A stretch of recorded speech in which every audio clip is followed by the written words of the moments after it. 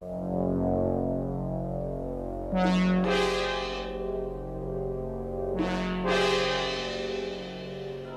is the clearest film ever shot of a real, unidentified flying object. 68,000 UFO reports have been filed in this country alone. Skeptics, however, pose an important question. If flying saucers are so common, why haven't we captured one? In a remote New Mexico desert, researchers have discovered a startling answer to that question.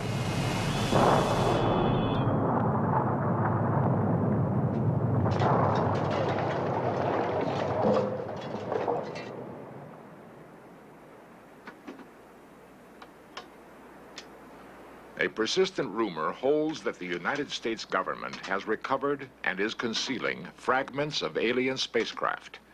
Fragments and more. The UFO cover-up began almost with the first famous flying saucer sightings in late June 1947. It's curious. These reports seem to center around areas where atom bombs and rockets were tested. Were alien forces keeping watch on the new weapons we savages had invented? The flying discs became the Pentagon's nightmare. Seemingly, our fastest jets could never come close to their incredible speeds and right-angle turns. UFOs were said to be able to shut down guided missiles by remote control. The Air Force organized Project Blue Book to officially investigate UFOs. Since its termination in 1969, Blue Book has been alternately praised and damned. Well, the Air Force position is that we investigated UFOs for 22 years, over 12,000 sightings. Colonel Don Burgrave, U.S. Air Force. About 95% of all the UFOs were explainable. They were weather phenomenon, they were balloons, they were airplanes, they were lightning. And we concluded as a result of our investigations, which was carried out very scientifically, that one, there was no threat to the security of the United States, and there was no evidence that we could ever locate that an extraterrestrial vehicle had landed here. New York lawyer Peter Gersten sued the CIA and FBI to release 5,000 UFO-related documents. The reading of all the documents reveals that UFOs have the ability to render inoperable present-day technology. UFOs have the ability to gain access to our most sensitive military installations, unrestricted and unlimited access to nuclear installations. There's no doubt about it in my mind that there's a government UFO cover-up. Ray Fowler, civilian UFO researcher for 17 years. I've talked to military people who have told me about government cover-ups, how they've been instructed to say this and to say that. And I worked for the United States Air Force Security Service myself, and which worked for the National Security Agency, and I'm very familiar with intelligence operations and cover stories and things like that. So there's no doubt in my mind that there is a cover-up. If there was a planned cover-up, then they were very successful in keeping it from me. Colonel Robert Friend, former head of Project Blue Book, now an engineer on the space shuttle. A lot of these organizations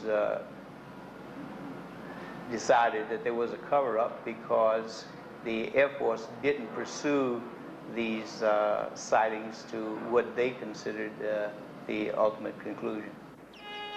If there has been a UFO cover-up, it began in Roswell, New Mexico. Near White Sands and Alamogordo, Roswell was home base for many early tests of atom bombs and guided missiles. Here also, the practice of military stonewalling may have been perpetrated. The case began when Roswell businessman Dan Wilmot witnessed an amazing object over the town. His son tells the story. This was their home in July of 1947. It was one summer evening. They were sitting out here. Dad looked up in the west and saw an object that came down and had lights blinking, and it was rather frightening to him, but he said all of a sudden it seemed to rock a little bit and sort of counterbalanced itself, wiggle a little bit, and then seemed to settle down and take off at a rapid rate of speed. The next day, reporters heard that the Air Force had found fragments of the mystery object crashed on a remote ranch northwest of Roswell. excitement ran high until officials announced it was only a weather balloon. Major Jesse Marcel, in charge of the operation, now tells a far different story. They took pictures, of course. They had a whole flock of microphones there. They wanted me they wanted some comments from me, but I wasn't at liberty to do that. So all I could do is keep my mouth shut. And General Ramey is the one who discussed, told the newspapers, I mean the newsmen, what it was and to forget about it. It was nothing more than a weather observation balloon, of course, which we both knew differently. Major Marcel had to keep silent because of his strategic position at that time. He was in charge of all security and intelligence on atomic tests in the United States and the Pacific. Marcel retraced his secret recovery operation across the hot New Mexico desert. We left Roswell perhaps around 3:30 or 4 o'clock in the afternoon. As you can see, it's flat. It is very difficult. In fact, with just verbal directions, we never would have found it. We had to follow the rancher out there. The crash site was so remote, it took an entire day to drive there. The following morning, we went out to the site where the crash was. And what I saw, I couldn't believe there was so much of it. It was scattered over such a vast area. So we proceeded to pick up as much of the debris as we could, load it in a wagon. We filled that up. It took us a good part of the day to do that, because there's such small fragments that we had to do a lot of picking. We found a piece of metal about a 1.5 to 2 feet wide and about 2 or 3 feet long. Felt like you had nothing in your hands. It wasn't any thicker than the foil out of a pack of cigarettes. But the thing about it that got me is that you couldn't even bend it, you couldn't dead it. Even with a sledgehammer would bounce off of it. So I knew that I had never seen anything like that before. And as of now, I don't know what it was. There is new evidence that the FBI then got into the case with a different cover story. Lawyer Peter Gersten, searching through declassified government documents, came across a mention of the Roswell case. One of those documents related to an incident in Roswell, New Mexico, which indicated that the object which had crashed was an experimental kite. The FBI investigated the incident and determined that it was terrestrial, that it was from an organization which had been doing research in experimental kites. What did crash in this desert? A UFO? A weather balloon? A radar-reflecting kite? It was not anything from this earth that I'm quite sure of, because being an intelligence officer, I was familiar with just about all materials used in aircraft and in our air travel. This is nothing like that. It could not be. It could not have been.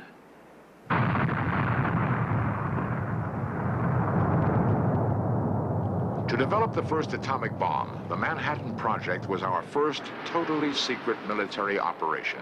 Secrecy has continued to this day as an instrument of foreign policy. Official fabrications have become a vital link in security.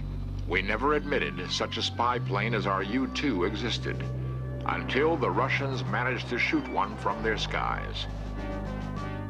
We managed to capture an advanced enemy aircraft. Even fragments can reveal new information. Such captured material is routinely rushed to Wright-Patterson Air Force Base in Dayton, to the top secret Foreign Technology Division. This place is so classified that former Air Force General Senator Barry Goldwater was once denied entrance.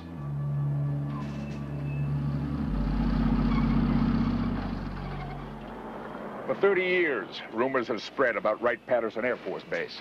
According to the stories, the U.S. government is concealing under top security flying saucers from another world and alien bodies cryogenically suspended in huge freezers.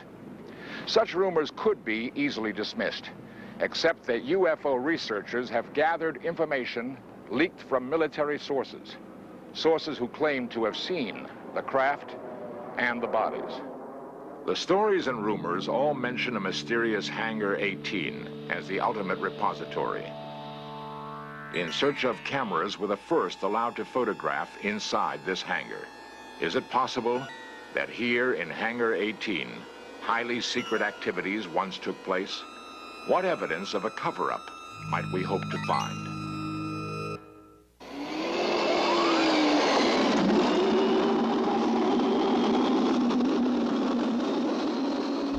Wright-Patterson is one of the largest and most complex air bases in the world. In the Foreign Technology Division alone, hundreds of secret experiments have been undertaken. Continuing military security has made Hangar 18 a mysterious citadel. Some experts believe that new designs have been created here. Every branch of the military has experimented with flying wedges, flying wings, hovercraft, with an amazingly consistent lack of results. The flying saucer shape was an obsession of aeronautical pioneer Edmund Doak. These rare films show static and dynamic tests of his early models. Doak spent 30 years and $250,000 investigating the problems of circular airfoils. Ironically, just when he seemed on the verge of a breakthrough with his Doak 16 vertical takeoff plane, the Air Force canceled development on his projects. No reason was ever given. NASA tested the H-2F2 lifting body as a prototype for the space shuttle. As with all flying wedges, lack of stability was the single unsolvable problem.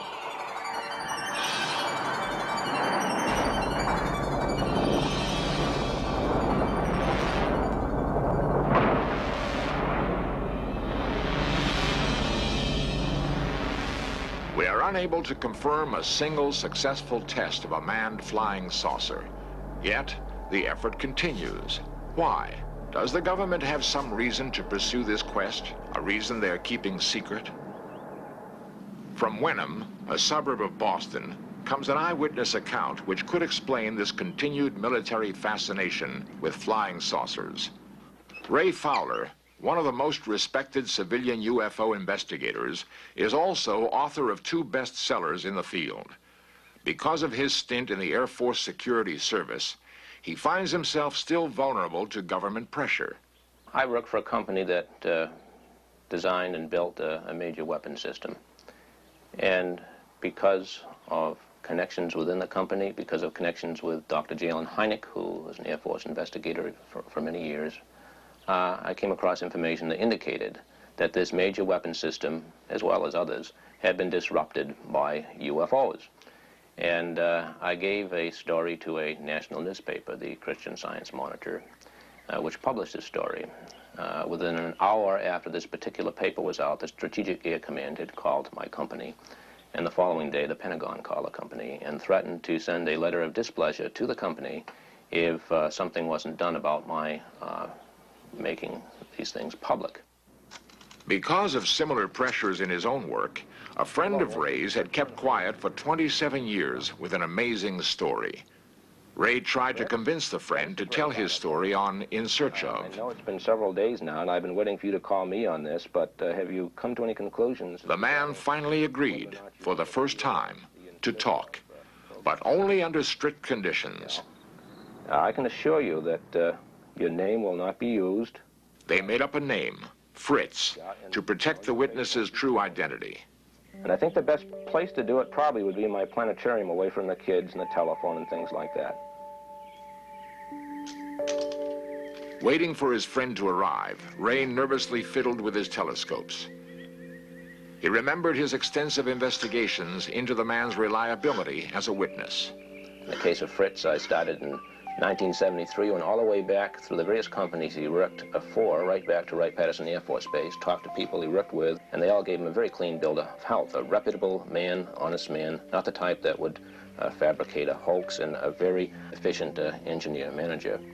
As the man arrived, Ray recalled the years his friend had wavered about breaking an oath of secrecy. He recalled their long arguments about a greater public good. Would the years of patient persuasion at last pay off? As I understand it, Fritz, you were working for the United States Air Force. The story began late one night in 1953 at Frenchman's Flat, Nevada. The man had been working as a consultant on blast effects of atom bombs when he was suddenly ordered to report for a new mission. What happened after that? We were put on a bus, which the windows were all completely covered with curtains and, in some cases, black paper taped to the windows. And we're driven for 3 or 4 hours, and we're not sure just where we were going. Several of us tried to guess where we might have been. We, at that time, came to the conclusion it was in the area of Kingman, Arizona. After getting off the bus, as recreated here, the scientists were taken to an even more remote location. They had no idea exactly where they were or what they were about to see. We were told that we had been selected for various technical specialties. And I was told that I was to ask any questions that had to do with dynamic loads and nothing more, and I wouldn't get any answers to any other questions.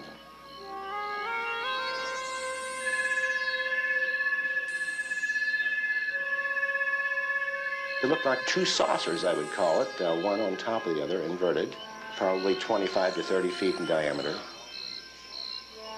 In terms of something known, what kind of metal would it look like? Well, it would look like a brushed aluminum. I'm sure it probably wasn't that. I say that because I noticed no scratch marks. And anything that would penetrate into the sand 20 inches that way would certainly have some scratch marks. No signs of buckling, fracture, or anything? Not that I could see.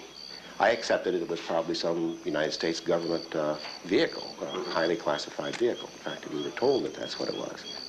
Interestingly enough, one of the questions I needed to know was what the mass of the vehicle was. Well, I can tell a lot of things from the penetration into the desert sand and so forth, but I needed to know the mass. And they told me that they weren't going to let me know that. They perhaps didn't even know themselves. There was also a tent, which I didn't get to look into, but one fellow whom I did happen to talk with briefly until they told us to stop talking, said that he had seen 2 bodies inside this tent, 2 alien-looking bodies. It was brown, leathery skin, had a silver, like a cap on, without a bill. Like a skull cap? Yes, like a skull cap.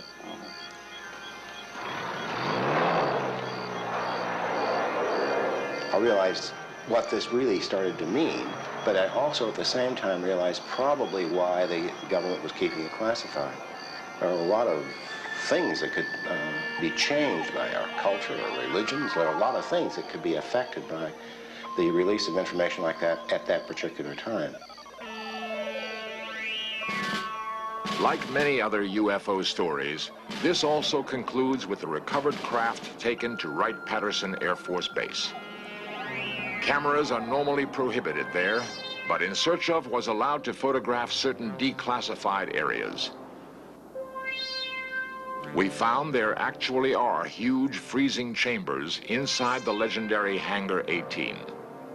The only knowledge I have of little green men, Martians, or whatever would be from the articles I've read of some of the published novels like Frank Scully's book and things like that. Don Ritter, buildings manager since 1942, claims the giant freezing cells were never used for storage of alien bodies. Building 18 at Wright-Patterson was used primarily for cold soak engine testing, and we had 4 cells in this facility that we would take down to minus 65 degrees Fahrenheit, soak the engine for some period of time, and make the engine starts to test components, engines, and whatever for cold starts. My major criticism is that from way back in the 1947s, there should have been a gradual information release and have the public accustomed to what UFOs are, what we're trying to do about them. And instead, they've covered up so long that to admit that they've covered it up, it's almost like another Watergate. Plus the fact, I think they don't have the answers. And if they admitted even what they knew, people would want to know more answers. They don't have the answers to give them. I'm sure they don't have the answers to give them. Based on my own personal and professional experiences, for the last 26 years of wearing this blue suit, and most of that I've been in the public affairs business, where I'm responsible for releasing information to the public. I can assure you on behalf of the Air Force that there's just no truth to that at all. Inside the freezing chambers of Hangar 18, we've examined one small clue in the mystery of the UFO cover-up. Whether it proves fact or fiction, this search for flying saucers has already profoundly influenced our perception of our place in the universe.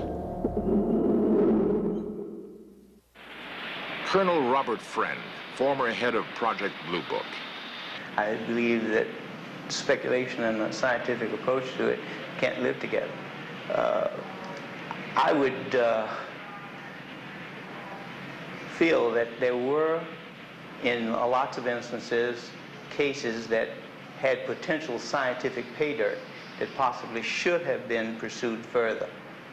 And in that regard, yes, I think that some of the cases had a lot of promise. The Roswell case and the strange story of the man known as Fritz are two dramatic examples of close encounters of the fourth kind. Like the 68,000 reports on record of UFO sightings, they exist in a limbo, halfway between science and speculation.